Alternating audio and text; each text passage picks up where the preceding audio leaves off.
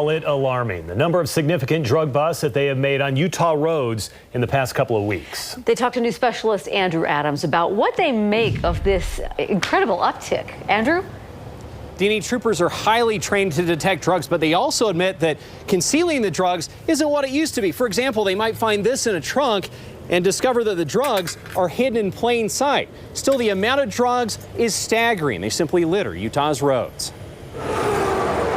Even the proudest of roads needs a little cleanup. A cleanup. So February's been a busy month for us. That can take on a variety of forms.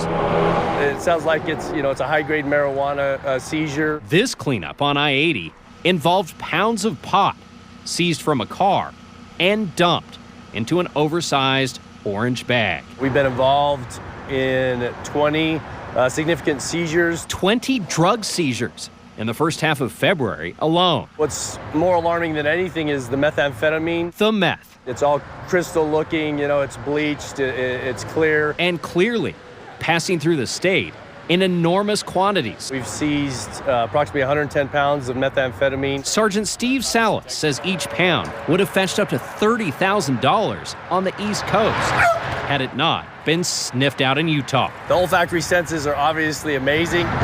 Lately, UHP's drug dogs and their troopers have been cleaning up. Nearly 80 pounds of marijuana and then 5 pounds of heroin that are actually destined for Utah. On top of the meth. And we know that if we can even impact a little bit of those narcotics from reaching the hands of people in our community that are suffering from addiction, we can make some sort of impact. An impact felt little by little. We're looking for all crimes, all threats, all hazards. As troopers clean up the open road. They're seeing the tactics, they identify and recognize the indicators, so a lot of that is contributing to the success.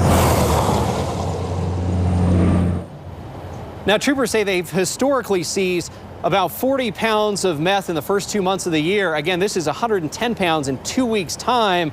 All similar packaging, so potentially from the same lab. Investigators are working with their federal counterparts to trace it back. Back to you. Yeah, certainly is a concern. Andrew Adams live for us tonight. Andrew, thank you. Dave? Interesting.